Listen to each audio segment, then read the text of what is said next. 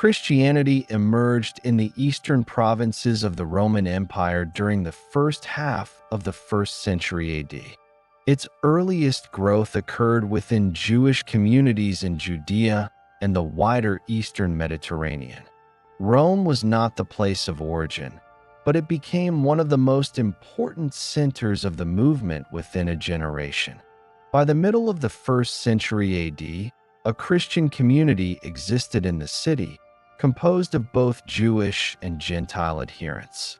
During the reign of Emperor Claudius, between 41 AD and 54 AD, disturbances occurred among the Jewish population in Rome, commonly understood to involve disputes over Christ.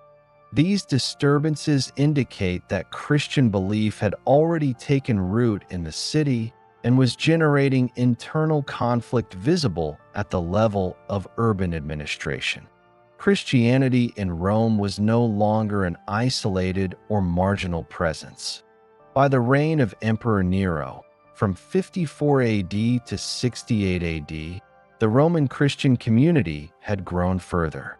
In 64 AD, a large fire destroyed much of the city. In the aftermath, Christians were blamed and subjected to persecution.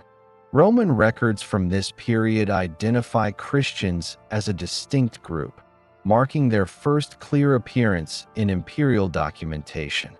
By this point, the Roman Christian population is generally estimated to have numbered in the low thousands, concentrated in household-based assemblies rather than public institutions.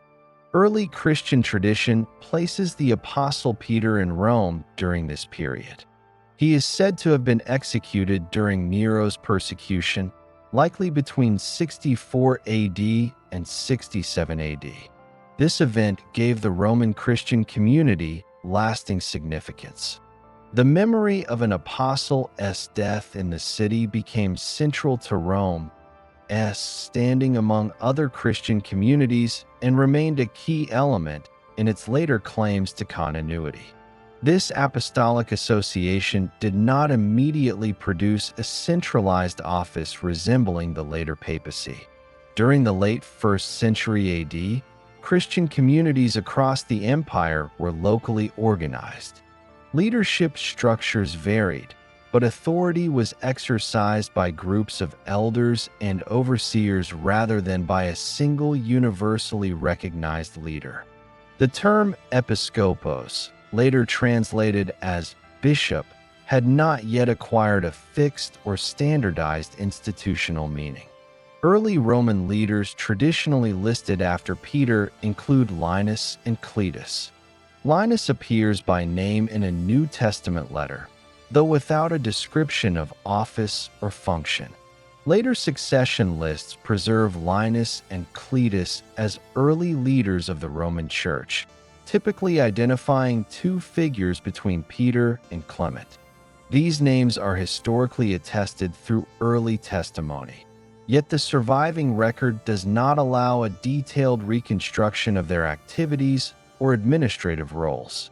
No letters, decrees, or organizational records from their tenure survive. This absence reflects the conditions under which early Christian communities operated. Christianity lacked legal recognition and formal institutional protection. Its gatherings were informal, its records fragile, and its leadership undocumented in official archives. Written material was copied manually and preserved unevenly, often disappearing during periods of persecution or displacement.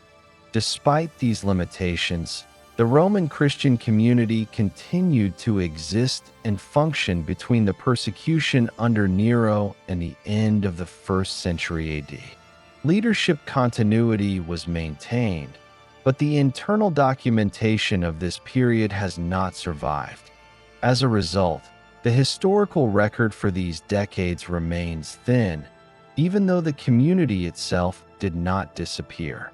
For this reason, a distinction must be made between foundational presence and documented institutional activity. The Roman Christian community existed and was led before the end of the 1st century AD, but it entered recorded history as an institution only when its actions can be observed through surviving documents. That threshold is reached around 96 AD. At that time, the Roman Church issued a letter to the Christian community in Corinth. The document, later known as 1 Clement, survives in multiple manuscript traditions and can be dated to the final years of the 1st century AD. It addresses a leadership crisis in Corinth, where certain presbyters had been removed from office. The Roman Church intervenes by calling for the restoration of the displaced leaders. The argument appeals to order, continuity, and established precedent. The tone is firm and organized. The letter does not assert coercive power or threaten enforcement. It relies on recognized standing and an expectation grounded in established practice. The letter is attributed to Clement, who functioned as the leading representative of the Roman Church as it operated at that time. Whether this leadership took the form of a sole bishop or a leading presbyter within a collective structure is not made explicit. What is clear is that the Roman Church acted with unity and coherence, and that its intervention was preserved, circulated, and treated as significant by later Christian communities. This letter marks the first surviving instance of the Roman episcopate acting beyond its local community through a verifiable written record. From this point forward, Roman leadership can be traced through documents rather than through retrospective lists alone. The decision to begin the historical narrative in 96 AD reflects this documentary reality. Earlier events explain how Rome acquired significance, but sustained historical analysis begins where continuous evidence allows actions, decisions, and development to be followed over time. From 96 AD onward, the Roman episcopate enters a continuous historical record. The nature of the evidence changes across centuries. Early periods rely primarily on letters and succession testimony. Later periods include conciliar records, imperial legislation, legal rulings, financial accounts, and diplomatic correspondence. The quantity and clarity of material increase, but the line of leadership does not disappear. This continuity does not imply consistent authority or uninterrupted power. The role of the Roman bishop changed repeatedly. Authority expanded in some periods and contracted in others. It was challenged, negotiated, and redefined in response to political collapse, imperial partnership, doctrinal conflict, and institutional crisis. Throughout this account, the term pope is used as a conventional designation for the Bishop of Rome, and the term Catholic is applied retrospectively to describe the continuity of the Roman Church. These terms reflect later usage rather than early self-identification. Where the meaning and function of the office differ across periods, the historical context will be made explicit. The narrative that follows traces the development of the Roman episcopate from 96 AD to 2025 AD, using surviving records as the framework.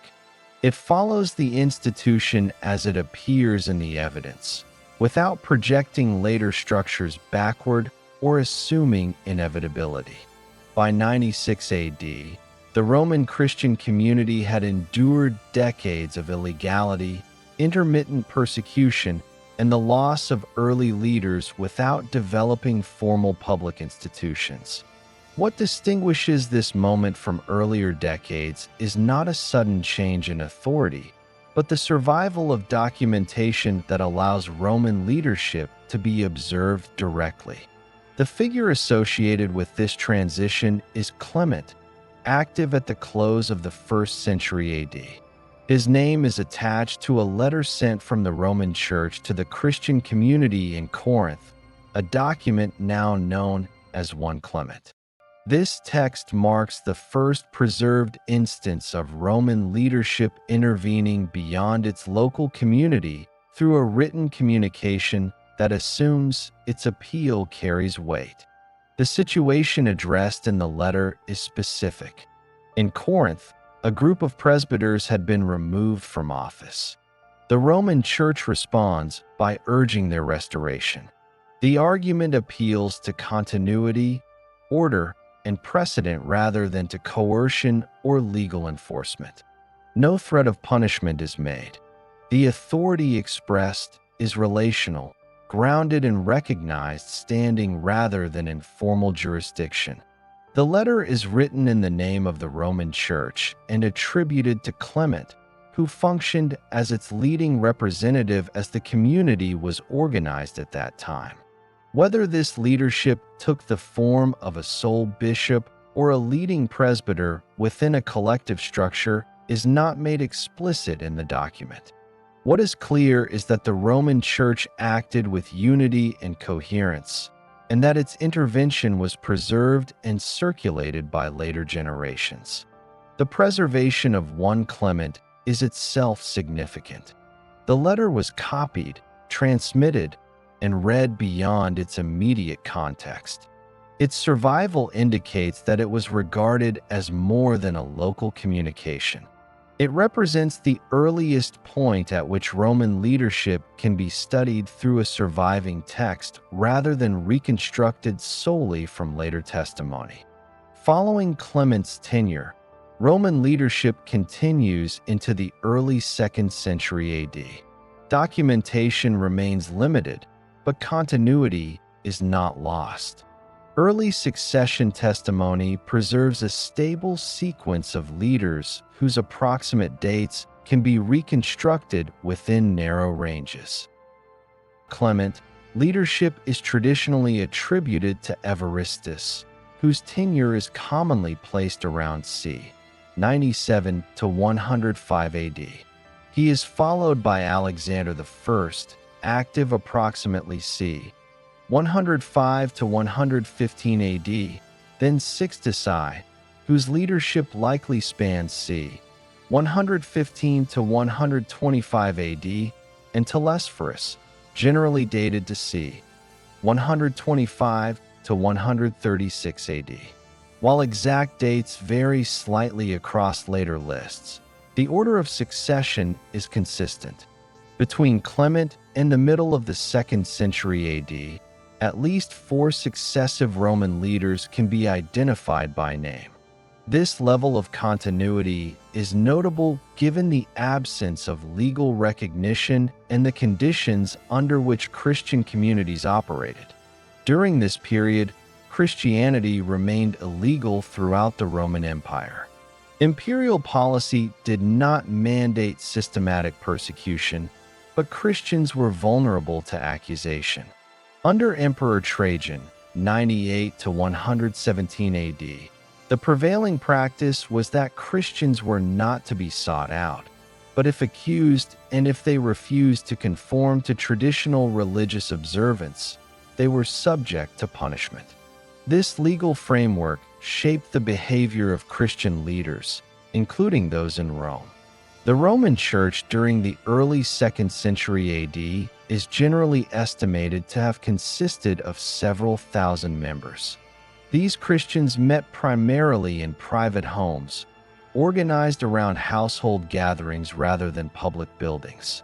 Leadership involved overseeing worship, preserving teaching, managing charitable distribution, and maintaining internal discipline under constant external pressure. Roman leaders of this period did not exercise territorial control or command institutional machinery. Their influence was expressed through stability, continuity, and communication. Authority was personal and communal rather than legal. The Roman Church did not function as a governing center for other churches, but its consistency gave it visibility. External testimony from this period reflects Rome's growing prominence. Ignatius of Antioch, writing in the early 2nd century AD while en route to his execution, addresses several Christian communities. His letter to the Roman Church distinguishes it from others by its cohesion and standing. He does not describe Rome as exercising command, but his language reflects recognition of its importance within the wider Christian network. Martyrdom continued to shape Roman leadership. Telesphorus, traditionally associated with the reign of Hadrian, 117 to 138 AD, is remembered as having died during persecution. While details are sparse, early testimony consistently connects his leadership with martyrdom. This association reinforced Rome's identity as a community whose leaders shared in the risks faced by their members. Doctrinal development during this period occurred largely through preservation rather than innovation. Roman leaders did not issue creeds or formal rulings. They transmitted inherited teaching and resisted fragmentation by maintaining order and continuity. Disputes were addressed through correspondence and example rather than through centralized enforcement. What emerges by the midpoint of the 2nd century AD is a recognizable pattern. The Roman Church maintains identifiable leadership, preserves succession, and survives pressure without institutional collapse. Authority exists, but it is limited. Leadership is real, but understated. Rome functions as a stabilizing reference point rather than as a commanding authority. This period establishes the baseline from which later developments will proceed. No claim to universal jurisdiction has been articulated. No legal or political power has been acquired. The Roman bishop, using the term retrospectively, operates within a network of churches that recognize one another without submitting to centralized control. By 150 AD, the Roman episcopate stands as a continuous institution with documented leadership extending back to Clement in 96 AD. The foundations are in place for later expansion of authority, but that expansion has not yet occurred. What exists instead is durability, a line of leadership preserved through correspondence, memory, and survival under constraint. By the middle of the 2nd century AD, the Roman Christian community had established a continuous pattern of leadership, preserved succession, and survived repeated external pressure. What follows between 150 AD and 313 AD is not the sudden rise of papal authority, but the gradual clarification of Rome's position among a growing number of Christian communities spread across the Roman Empire. During this period, Christianity expanded geographically and numerically. Christian communities existed in major urban centers across Asia Minor, North Africa, Syria, Greece, and Italy. These communities remained locally governed, but they increasingly interacted through correspondence, shared practices, and the resolution of disputes. Rome was one among several prominent centers, alongside cities such as Alexandria, Antioch, and Carthage. The Roman bishop during this era did not possess legal authority over other churches. There was no centralized hierarchy, no codified canon law, and no mechanism of enforcement. Influence was exercised through stability, continuity, and reputation rather than through jurisdiction. Leadership in Rome continued through identifiable successors. By the mid-2nd century AD, Roman bishops such as Hyginus, c. 136 to 140 AD, and Pius I, c. 140 to 155 AD, oversaw a community that was increasingly diverse and exposed to internal theological disputes. These disputes often originated outside Rome, but reached it through migration, correspondence, and controversy. One of the defining challenges of this period was the emergence of alternative teachings that claimed Christian identity while diverging from inherited tradition. Movements later described as Gnostic proposed complex cosmologies and rival interpretations of authority. Rome did not originate these movements, but it became a point of reference in responding to them. By c. 155 AD, the Roman episcopate was held by Anicetus, whose tenure illustrates Rome's role as a place of encounter rather than command. Around this time, Polycarp of Smyrna, a bishop from Asia Minor, traveled to Rome to discuss differences in liturgical practice, particularly the dating of Easter. The meeting did not result in uniformity, but it demonstrated mutual recognition between leaders of different regions. Disagreement did not imply rupture. This episode reflects the nature of Rome's authority at mid-century. Rome could host debates and offer precedents, but it did not impose uniform practice. Unity was maintained through tolerance of diversity rather than enforcement. The Roman bishopric continued through figures such as Soter, c.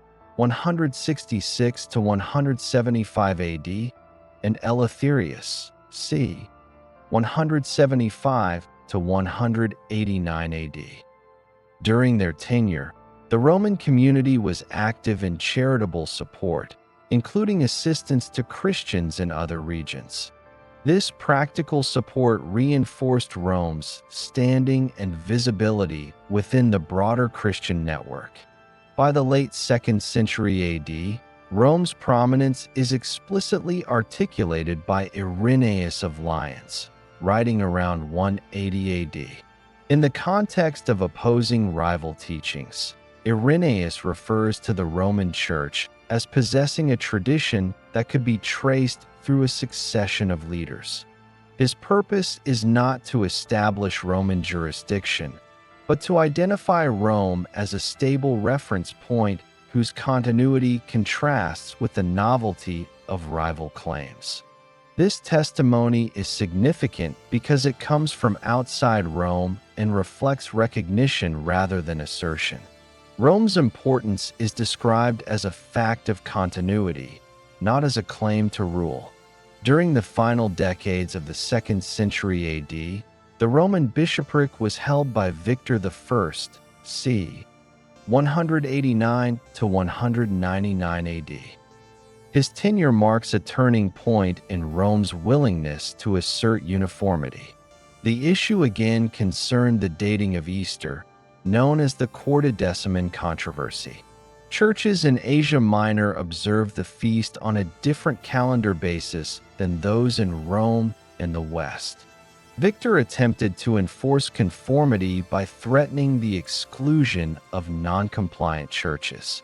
This action was resisted by other leaders, including Irenaeus, who urged restraint.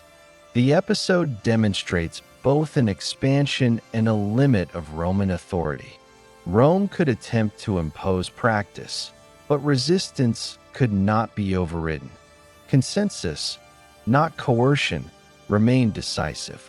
The 3rd century AD intensified pressures on Christian communities. Periods of relative tolerance alternated with episodes of severe persecution.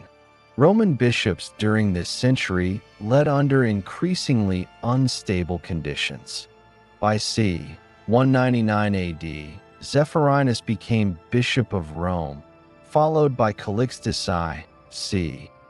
217 to 222 AD. Internal disputes during this period focused on issues of discipline and forgiveness, particularly concerning members who had lapsed under persecution. Calixtus' policies on reconciliation were controversial, but they illustrate the growth. Following Decius' reign, disputes over the treatment of those who had complied with imperial demands intensified. The Roman bishop Cornelius, 251 to 253 AD, supported a policy of reconciliation after penance, while rival leaders opposed any restoration. The conflict resulted in schism within Rome itself, demonstrating that Roman authority was not immune to internal division. Correspondence from this period shows Rome engaged in communication with other churches on matters of discipline. Agreement was sought, not assumed.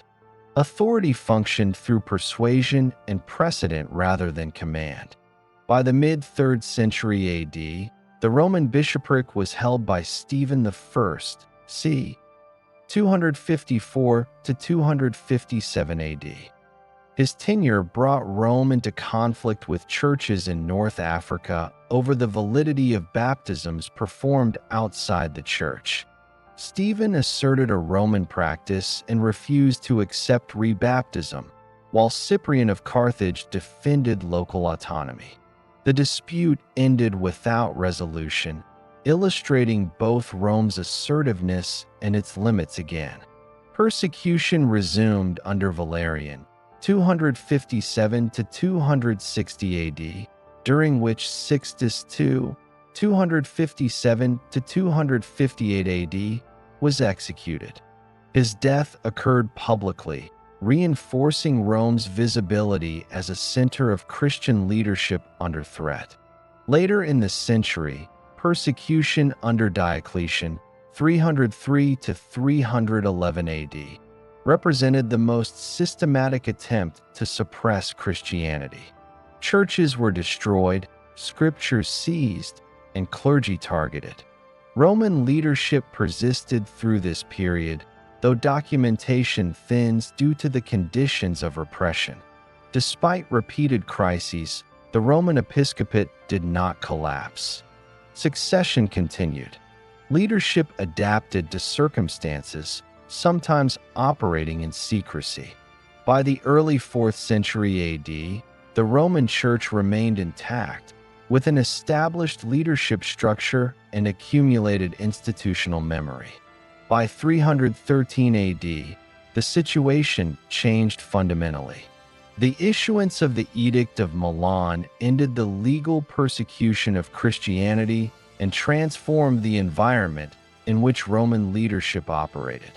What had been an illegal, vulnerable institution entered a period of public existence. This moment does not create papal authority, but it alters the conditions under which it could develop. The Roman bishop emerged from centuries of constraint with continuity preserved, disputes experienced, and administrative practices tested. Between 150 AD and 313 AD, Rome's role evolved from a stabilizing reference point to an increasingly assertive participant in interchurch disputes. Authority expanded cautiously and unevenly. Attempts at enforcement met resistance. Consensus remained the primary mechanism of unity. What distinguishes Rome at the end of this period is not domination, but survival with continuity. The Roman episcopate enters the 4th century AD as a recognized, experienced, and resilient institution shaped by persecution rather than power. By 313 AD, the Roman episcopate had endured more than 2 centuries of illegality, intermittent persecution, internal dispute, and limited external influence. What changed at the start of the 4th century AD was not the nature of Roman leadership itself, but the political and legal environment in which it operated. Christianity moved from tolerated illegality to public legitimacy, and the Roman bishop emerged into visibility within an imperial framework that now recognized the Church as a lawful institution. In 313 AD, the emperors Constantine and Licinius issued what is known as the Edict of Milan, granting legal status to Christianity and restoring confiscated property. This measure did not establish Christianity as the state religion, nor did it elevate the Roman bishop to a position of imperial authority. It ended persecution and allowed Christian communities to operate openly, own property, and organize without fear of legal sanction. For the Roman Church, the immediate effects were structural rather than doctrinal. Public assembly became possible. Burial grounds, previously concealed, were now recognized. Clergy could function openly, and the Roman bishop could administer an expanding community within the city without operating underground. Despite Constantine's personal involvement in Christian affairs, imperial authority remained dominant. Emperors convened councils, enforced decisions, and exercised final control over ecclesiastical order. The Roman bishop was not the supreme arbiter of doctrine or discipline during this period. He functioned within a system in which imperial power framed the church's public existence.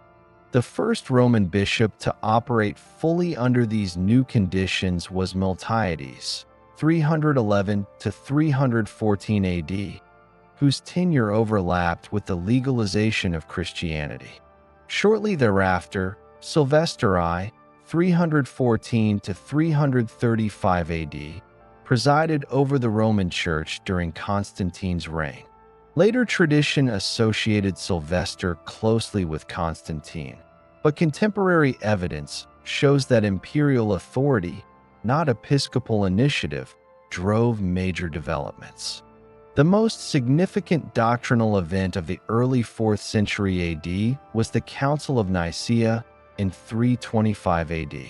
Convened by Constantine, the council addressed disputes concerning the nature of Christ. The Roman bishop did not preside personally. Representation from Rome was limited, and imperial authority oversaw proceedings. The council's decisions were enforced by the emperor, not by the Roman Church. Nevertheless, Rome's position benefited indirectly from the council system. As doctrinal definitions were standardized and councils became recognized mechanisms of unity, episcopal sees with historical continuity gained prominence. Rome's uninterrupted succession and association with apostolic memory now operated within a legalized and structured church. During the middle decades of the 4th century AD, Roman leadership developed under fluctuating imperial policy. Constantine's successors varied in their support for Nicene orthodoxy. Councils met repeatedly, and doctrinal disputes remained unresolved for decades. The Roman bishop participated through correspondence, synods, and alignment with particular theological positions, but did not exercise unilateral authority. A turning point in Roman ecclesiastical self-definition occurs under Damasus I, 366 to 384 AD. His tenure coincided with increased competition among Christian factions within Rome and with the consolidation of Christian dominance in the empire. Damasus emphasized Rome's apostolic foundations and promoted the idea of Roman primacy grounded in succession rather than imperial favor. Under Damasus, Rome undertook visible institutional actions. Church buildings were expanded, martyr shrines were restored and marked with inscriptions. Latin increasingly replaced Greek as the primary language of Roman ecclesiastical administration. These developments strengthened Rome's distinct identity within the Western Church. Damasus also supported the production of an authoritative Latin biblical text. This effort, later associated with Jerome, reflected Rome's growing role in shaping Western Christian culture. Authority here was cultural and institutional rather than juridical. During this period, the Roman bishop increasingly functioned as a court of appeal in ecclesiastical disputes, particularly within the Western provinces. Appeals were made to Rome by bishops seeking support against local opposition. These appeals did not yet constitute a legal system, but they reinforced Rome's role as a reference point for adjudication. Imperial authority continued to set limits. Bishops, including the Bishop of Rome, could be exiled by emperors.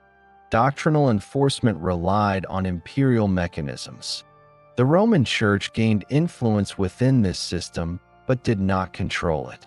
By the end of the 4th century AD, Christianity had moved beyond legal tolerance to imperial preference. In 380 AD, the Edict of Thessalonica, issued under Theodosius I, declared Nicene Christianity the official religion of the empire. This act did not elevate the Roman bishop above all others, but it aligned imperial authority with a specific doctrinal position long supported by Rome.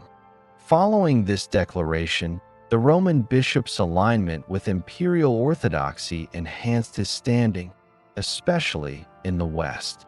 Eastern churches continued to operate within a different political and theological environment, and imperial centers such as Constantinople gained influence independent of Rome. By 400 AD, the Roman episcopate occupied a position shaped by three factors: uninterrupted succession, apostolic memory, and operation within an imperial Christian order. Authority was greater than in earlier centuries, but it remained constrained. The Roman bishop was influential, not supreme.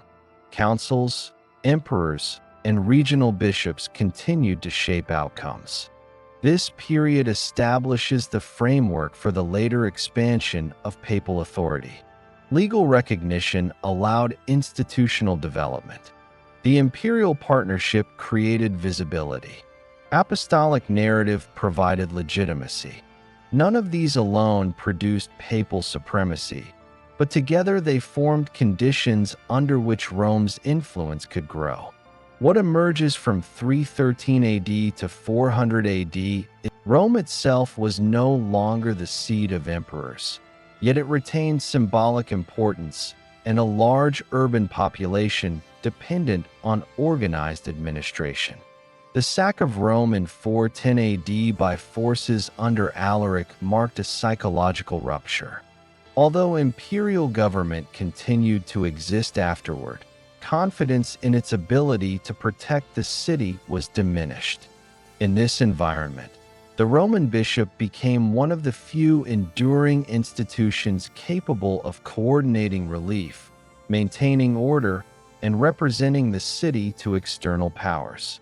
During this period, the Roman episcopate was held by figures whose authority was shaped by circumstance rather than by formal legal expansion. One of the most significant was Leo I, later known as Leo the Great, who served as Bishop of Rome from 440 AD to 461 AD. His tenure coincided with continued political fragmentation and repeated external threats. Leo's role illustrates the transformation of the Roman bishop's position.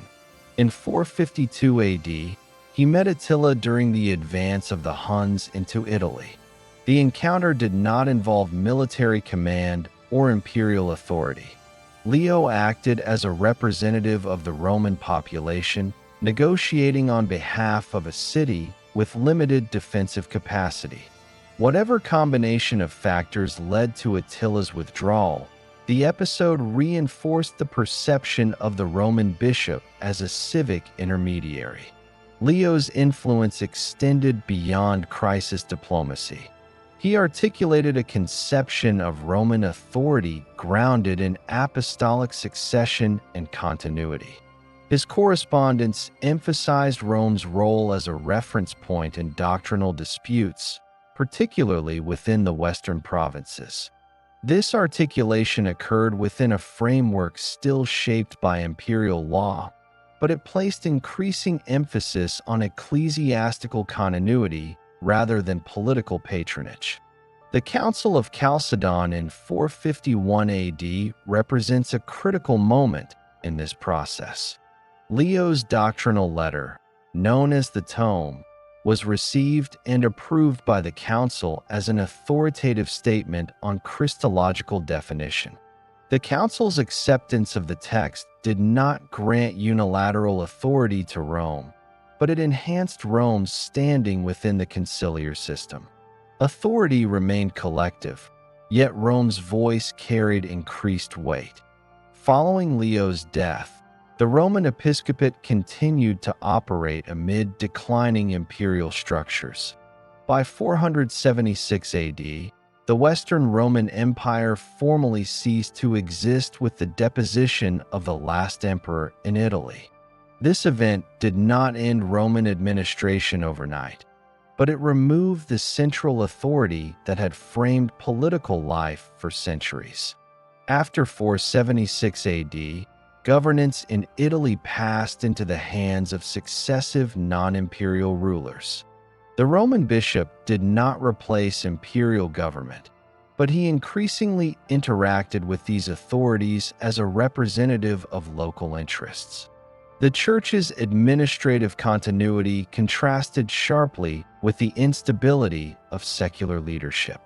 A significant conceptual development during this period is associated with Gelasius I, who served as Bishop of Rome from 492 AD to 496 AD. In correspondence with imperial authority, Gelasius articulated a distinction between priestly authority and royal power. This formulation did not subordinate emperors to popes, nor did it grant the Roman bishop political control. It defined separate spheres of responsibility, acknowledging the autonomy of ecclesiastical authority in matters of faith and discipline. This distinction emerged in response to ongoing interaction between church and state rather than as a declaration of supremacy. It reflected an attempt to clarify boundaries at a time when imperial coherence had weakened. Throughout the late 5th century AD, the Roman Church assumed responsibilities that were increasingly civic in nature. These included distribution of aid, management of church property, maintenance of urban infrastructure connected to ecclesiastical sites, and representation of Roman interests to ruling authorities. These activities were practical responses to administrative absence rather than expressions of doctrinal ambition. The population of Rome during this period declined significantly from its imperial peak, yet it remained one of the largest cities in the West. Maintaining food supply, burial services, and social stability required coordination. The Roman bishop and his clergy were among the few institutions capable of sustained organization. By the early 6th century AD, the Roman episcopate functioned as a stabilizing force within a fragmented political environment. Leadership continuity was maintained through succession, even as secular rulers changed. The Bishop of Rome operated within shifting regimes while preserving institutional identity. The period culminates with the tenure of Gregory I, who became Bishop of Rome in 590 AD. His accession marks the transition to a new phase of papal history. Gregory inherited an office already shaped by centuries of adaptation to crisis, decline, and survival. The groundwork for a more active administrative role had been laid not through conquest or decree, but through necessity. Between 400 AD and 590 AD, the Roman episcopate moved from participation within an imperial Christian order to functioning as a central institution in a post-imperial West. Authority during this period was neither absolute nor unchallenged. It was situational, cumulative, and rooted in continuity. This era has not yet produced a papal monarchy. It produces papal resilience. The Roman bishop emerged as a figure whose influence derived from endurance, representation, and administrative competence amid collapse. By 590 AD, the Roman episcopate had survived the collapse of imperial authority in the West and assumed responsibilities that were increasingly administrative in character. The environment in which the Roman bishop operated was defined by political fragmentation, demographic decline, and recurring external threats. What distinguishes the period from 590 AD to 800 AD is the deliberate consolidation of papal administration, not the sudden appearance of papal sovereignty. The accession of Gregory I in 590 AD marks a decisive transition. Gregory inherited a city weakened by plague, famine, and war. Imperial governance in Italy was distant and inconsistent, while Lombard forces controlled much of the peninsula. In this setting, the Roman bishop was one of the few figures with the capacity to coordinate sustained administrative action. Gregory did not assume imperial titles or claim secular rule. His authority developed through management rather than decree. He reorganized the administration of church lands, particularly those in Italy, Sicily, and parts of Gaul. These lands, later referred to collectively as the patrimony of St. Peter, generated revenue that supported clergy, maintained churches, and funded relief for the poor. The management of this patrimony required record-keeping, local agents, and oversight. Gregory corresponded regularly with administrators, issued instructions regarding agricultural production, taxation, and distribution, and insisted on accountability. This administrative network provided the Roman Church with resources independent of unstable secular rulers. Gregory's correspondence, preserved in large quantities, reveals the scope of papal activity at the end of the 6th century AD. Letters addressed issues ranging from episcopal appointments to disputes over property, from diplomatic engagement with Lombard leaders to coordination with imperial officials in Ravenna and Constantinople.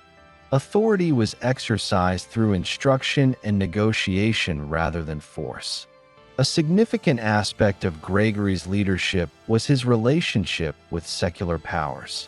He negotiated truces with Lombard authorities to protect Roman territory and population. These actions were pragmatic responses to immediate threats rather than assertions of sovereignty. Gregory acted because no other stable authority was present. At the same time, Gregory resisted language that implied domination. He rejected titles suggesting universal episcopal authority and emphasized the pastoral responsibilities of his office. This restraint reflected the limits within which papal authority still operated. Beyond Italy, Gregory expanded Rome's influence through missionary activity. In 596 AD, he dispatched a mission to the Anglo-Saxon kingdoms of Britain. This initiative did not create direct Roman control, but it extended Roman liturgical and administrative models into new regions. The resulting churches maintained ties to Rome through correspondence and precedent. Throughout the 7th century AD, Gregory's successors inherited an administrative structure capable of continuity. While individual pontificates varied in strength and duration, the institutional framework remained intact. The Roman Church continued to manage land, distribute aid, oversee clergy, and engage diplomatically with regional powers. This period also saw the papacy navigate shifting imperial relations. The Eastern Roman Empire retained nominal authority in Italy through the Exarchate of Ravenna, but effective control was limited. Roman bishops balanced cooperation with imperial officials against the practical realities of local governance. Ecclesiastical authority expanded in practice as secular authority receded. By the mid-7th century AD, the Roman episcopate had become a central coordinating institution in the city and its surrounding territories. This role was not formalized through law, but it was reinforced through repeated necessity. Administrative competence generated trust and dependency. External pressures continued. The Lombard presence remained a persistent threat. appeals for. By the late 7th and early 8th centuries AD, the papacy increasingly looked northward for support. Relations with the Frankish kingdoms intensified. This shift was driven by strategic calculation rather than ideological alignment. The Roman bishop required protection for church lands and for the city itself. A critical moment occurred in the mid-8th century AD when Lombard expansion threatened Rome directly. Papal appeals to Byzantine authority proved ineffective. In response, the Roman bishops sought assistance from the Frankish ruler Pepin, who intervened militarily in Italy. The outcome of this intervention altered the political position of the papacy. Between 754 AD and 756 AD, Pepin transferred control of certain territories to the Roman Church. These transfers did not create a universal papal state, but they provided the Roman bishop with direct control over land in central Italy. This marked the origin of what later became known as the Papal States. The acquisition of territorial control did not immediately transform the papacy into a sovereign power. Administration of these lands remained complex and contested. Nevertheless, the Roman bishop now possessed a degree of temporal authority that extended beyond spiritual leadership. This development occurred gradually and was framed as a response to insecurity rather than as a claim to rule. The papacy did not replace imperial governance across Italy. It governed specific territories acquired through negotiation and alliance. By 800 AD, the Roman episcopate had evolved into an institution with three distinct dimensions: spiritual leadership rooted in apostolic continuity, administrative capacity developed through land management and diplomacy, and limited territorial authority secured through alliance with the Frankish rulers. The consolidation achieved during this period did not create a papal monarchy. It created institutional durability. The Roman bishop emerged as a governing figure within defined boundaries, operating in partnership with secular powers rather than in opposition to them. By 800 AD, the Roman episcopate had consolidated administrative capacity, secured limited territorial control in central Italy, and established durable alliances with Frankish rulers. What follows between 800 AD and 1054 AD is not a steady expansion of papal dominance, but a complex redefinition of authority shaped by imperial coronation, competing political centers, and growing divergence between Eastern and Western Christianity. The pivotal event at the opening of this period occurred in 800 AD, when the Roman bishop crowned Charlemagne as emperor in Rome. The act did not revive the ancient Roman Empire in a literal sense, nor did it place the papacy above imperial authority. It created a new political configuration in the West, later described as the Holy Roman Empire, in which imperial legitimacy was linked to papal recognition. The coronation reflected mutual dependence. The Roman bishop required protection and stability for church lands and the city of Rome. Charlemagne required symbolic continuity with Roman imperial tradition. Neither party achieved supremacy over the other. Authority was shared, negotiated, and frequently contested. Following Charlemagne's death in 814 AD, imperial unity weakened.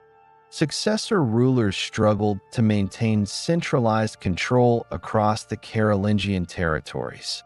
As imperial authority fragmented, the papacy's reliance on secular protection increased, while its ability to influence imperial succession diminished.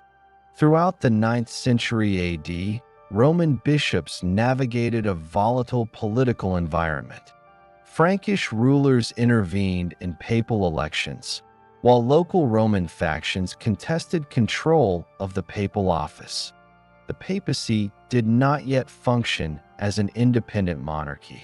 It remained vulnerable to external pressure and internal instability. At the same time, the Roman episcopate continued to develop institutional mechanisms.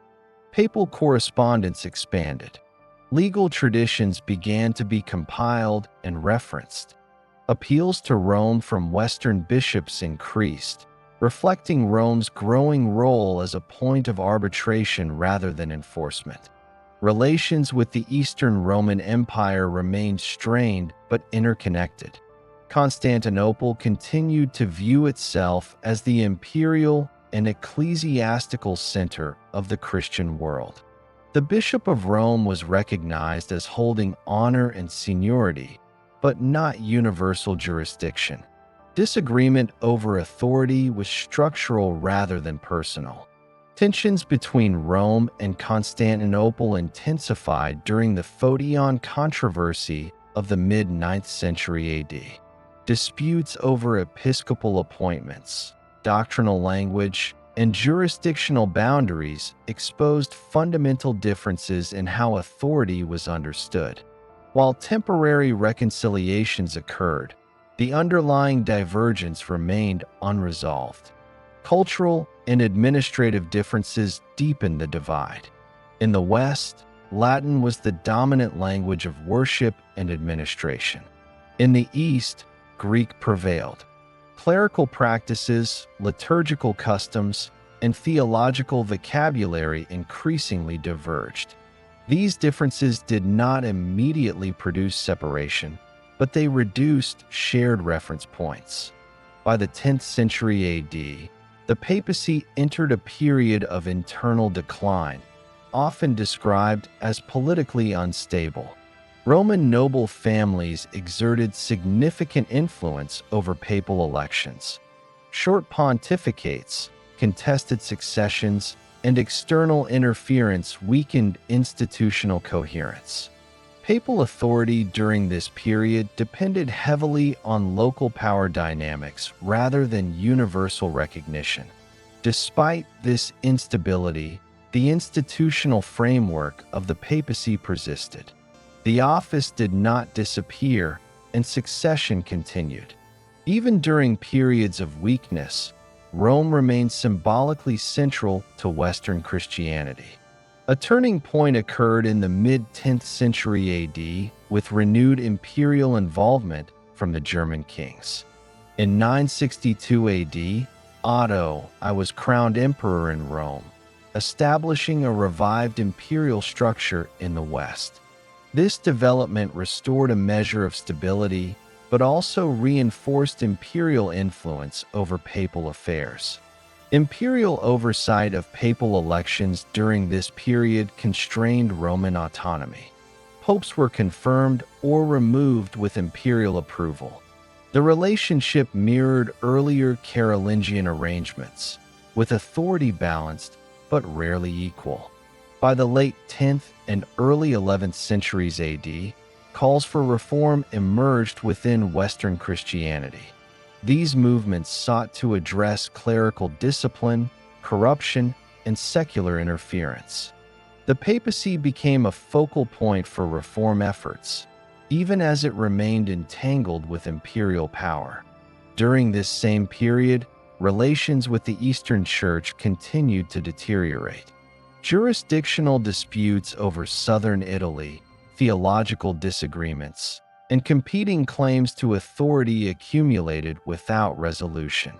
Communication between Rome and Constantinople became increasingly formal and less cooperative. The culmination of these tensions occurred in 1054 AD, when representatives of the Roman bishop and the Patriarch of Constantinople exchanged acts of excommunication.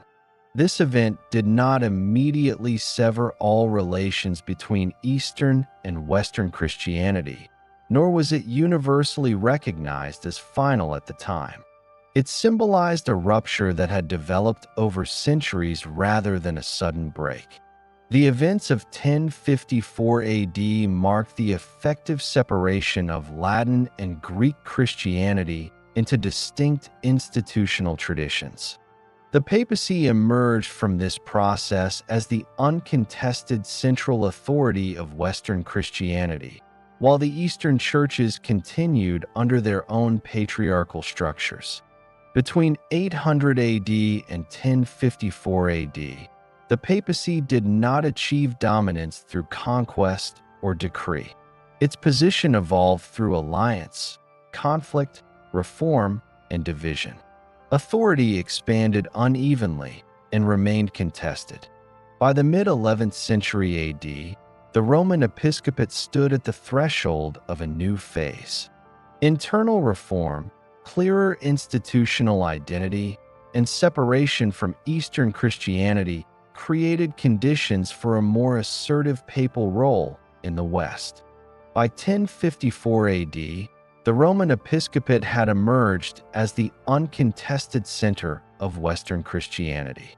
The separation from Eastern Christianity clarified jurisdictional boundaries and removed long-standing competition for authority within the Church. What followed between 1054 AD and 1303 AD was a period in which the papacy articulated and exercised claims to authority more systematically and more expansively than at any previous point in its history. This transformation did not occur instantly. It developed through reform movements, legal codification, and sustained conflict with secular rulers. The papacy of this era did not merely respond to circumstances. It sought to define the structure of Christian society in the West. The origins of this shift lie in reform efforts that gained momentum in the mid-11th century AD. These efforts targeted clerical discipline, simony, and secular control over church offices. The papacy became the institutional focal point of reform, presenting itself as the guarantor of ecclesiastical integrity. A central conflict of this period was the investiture controversy, which unfolded from the late 11th century AD onward. At issue was the authority to appoint bishops and abbots. Secular rulers had long exercised this power, treating church offices as extensions of political administration. The papacy challenged this practice, asserting that spiritual office could not be conferred by lay authority. The confrontation reached a decisive stage under Gregory VII, 1073 to 1085 AD. Gregory articulated a vision of papal authority that asserted the independence of the Church from secular control.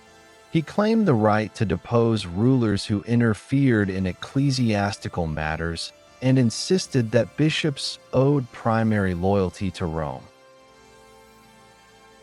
This conflict culminated in a series of confrontations with the German king Henry IV.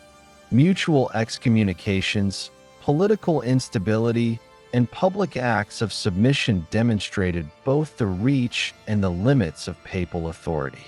The struggle did not end with a clear victory for either side, but it permanently altered the balance between church and state.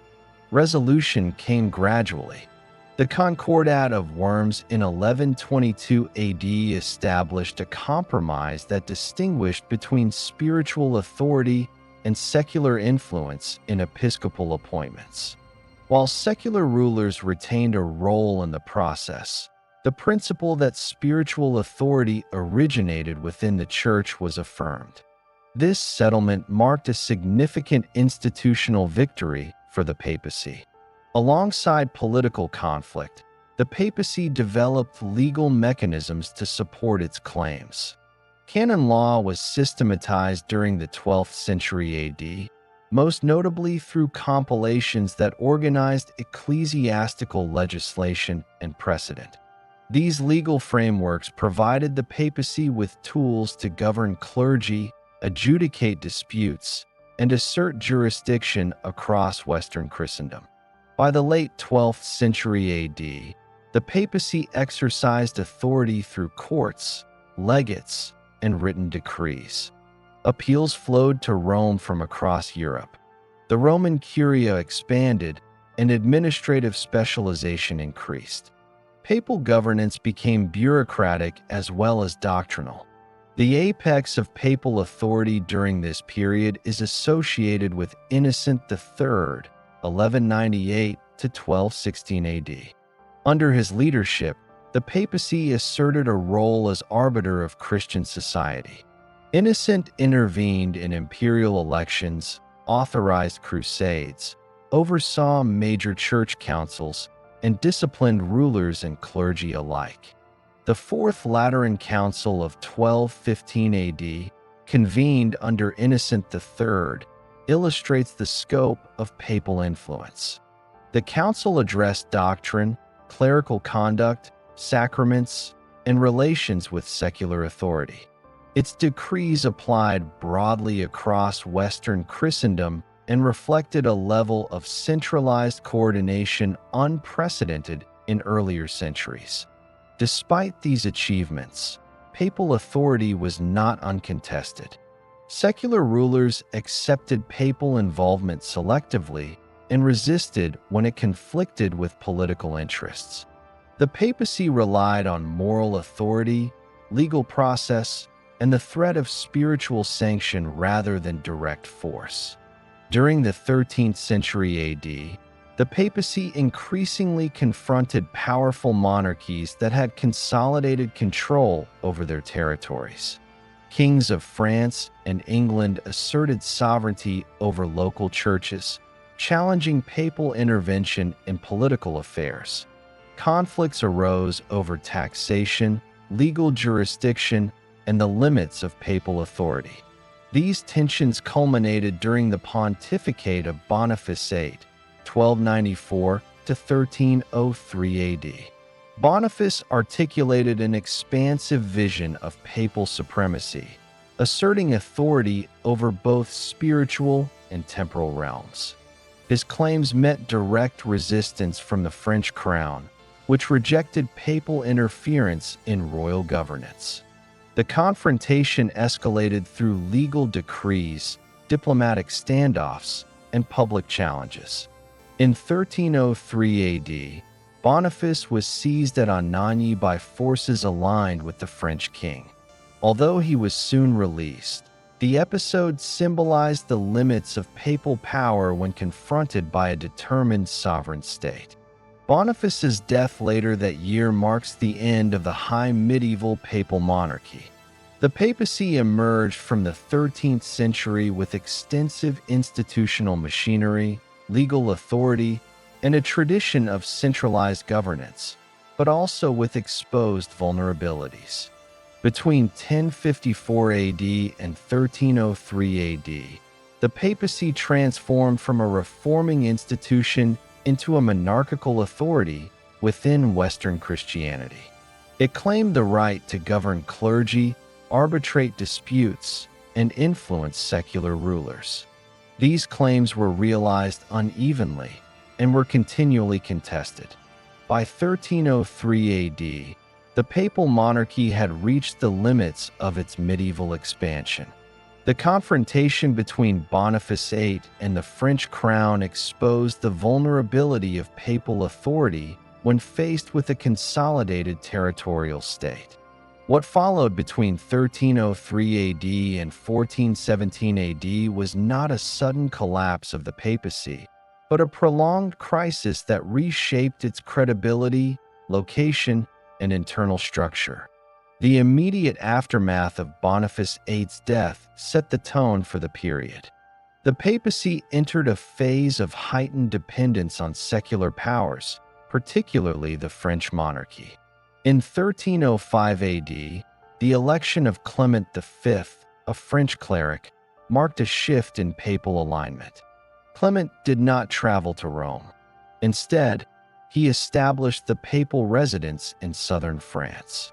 By 1309 AD, the papal court was formally settled in Avignon. This relocation did not abolish Rome's status as the episcopal see, but it removed the papacy from its traditional political and symbolic center.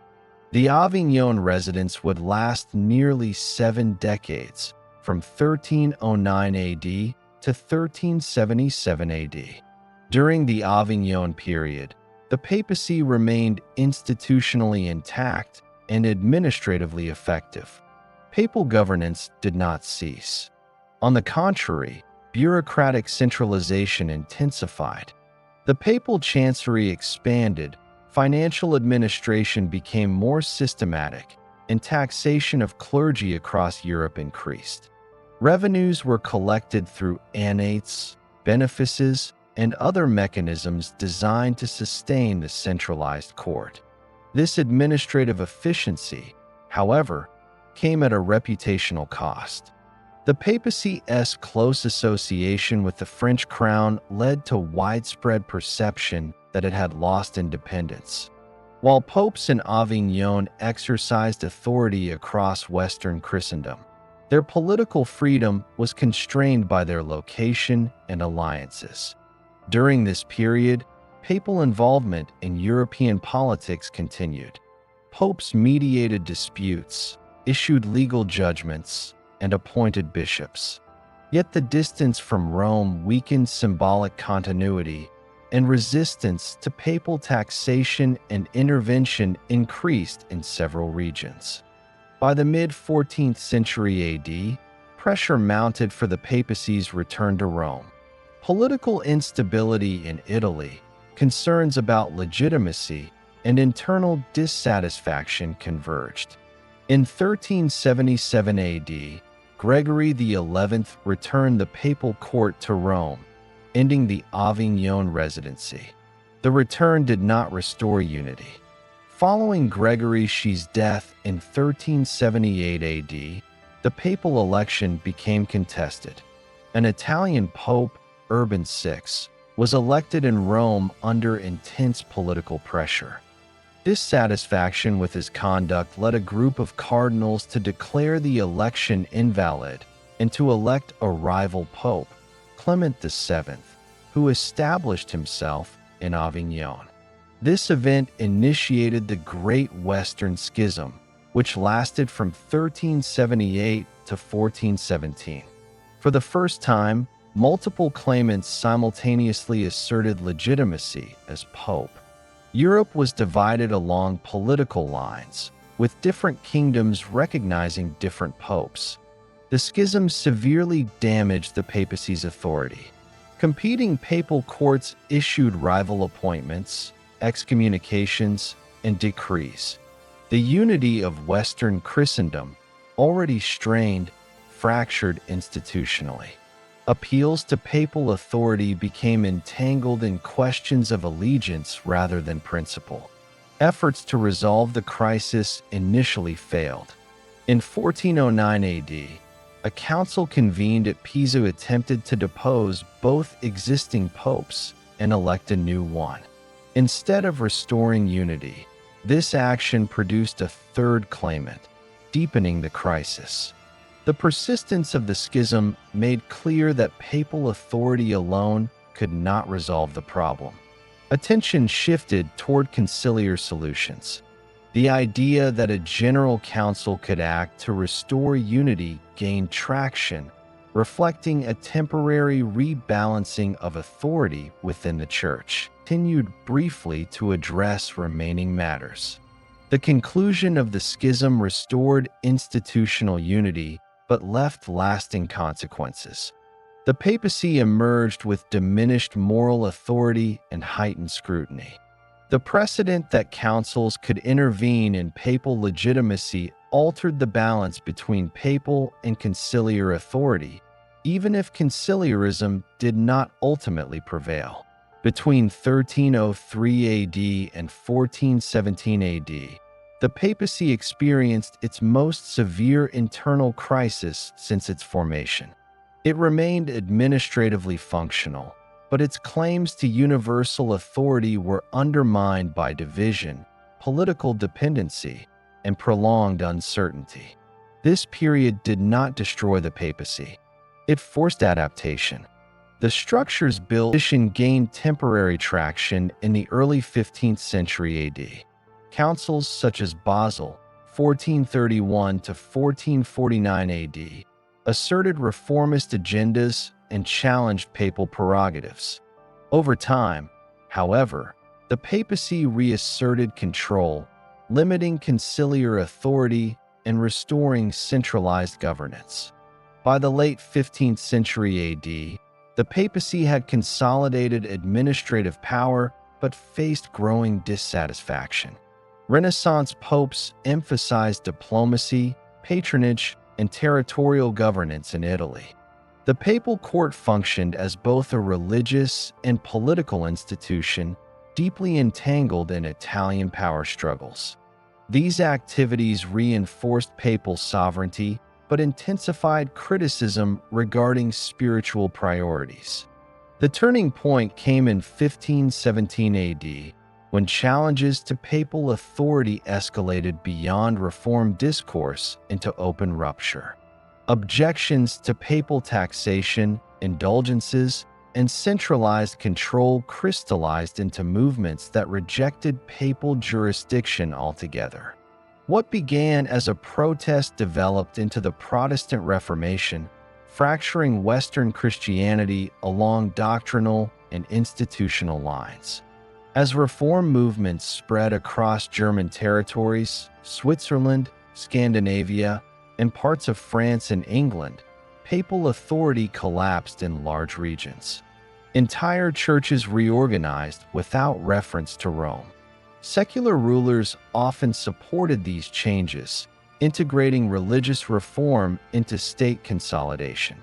The papacy responded through a combination of doctrinal clarification, institutional reform, and political resistance. This response coalesced in the Council of Trent, convened intermittently between 1545 and 1563. The council addressed doctrine, discipline, and ecclesiastical structure. It reaffirmed papal authority, clarified teachings contested by reformers, and standardized clerical training and practice. Trent did not restore papal authority in territories that had broken with Rome. It reshaped Catholicism within remaining jurisdictions. The papacy emerged as the central coordinating authority of a redefined Catholic Church, increasingly distinct from Protestant communities. During the late 16th and early 17th centuries AD, by 1648 AD, the papacy had emerged into a political order fundamentally different from the medieval world in which papal supremacy had once been asserted. The Treaty of Westphalia formalized a system of sovereign states that no longer recognized papal authority as a governing principle in European politics. What followed between 1648 AD and 1870 AD was not an immediate collapse of papal influence, but a gradual and irreversible decline of temporal power alongside continued internal centralization. In the late 17th century AD, the Pope remained ruler of the Papal States, a territorial domain extending across central Italy. These churches within their territories. Systems such as Gallicanism in France and similar arrangements elsewhere limited papal jurisdiction in matters of governance, appointment, and law. Papal influence depended on negotiation rather than command. Appeals to universal authority carried less weight in a political environment defined by state sovereignty. Throughout the 18th century AD, the papacy confronted intellectual challenges associated with the Enlightenment. Criticism of clerical privilege, traditional authority, and religious institutions spread across Europe. While these developments varied by region, they contributed through appointment, instruction, and oversight rather than through coercion. The resolution of the papacy's political status occurred in 1929 with the Lateran Agreements.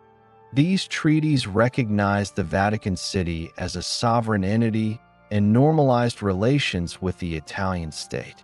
The settlement restored a minimal territorial base, not to revive temporal power, but to guarantee institutional independence. During the early 20th century AD, the papacy navigated global conflict. The First and Second World Wars reshaped international relations and challenged religious institutions. Popes engaged diplomatically, issued appeals, and coordinated humanitarian. These interventions reflected the papacy's adaptation to industrial societies and mass politics, extending its influence beyond strictly ecclesiastical matters. The mid-20th century AD marked another major transformation. In 1962 AD, the Second Vatican Council was convened and continued until 1965 AD. Unlike earlier councils, it did not define new doctrines or issue condemnations. It focused on the Church's engagement with the modern world, revising liturgical practice, clarifying relations with other Christian communities. Collegiality among bishops was emphasized alongside papal leadership.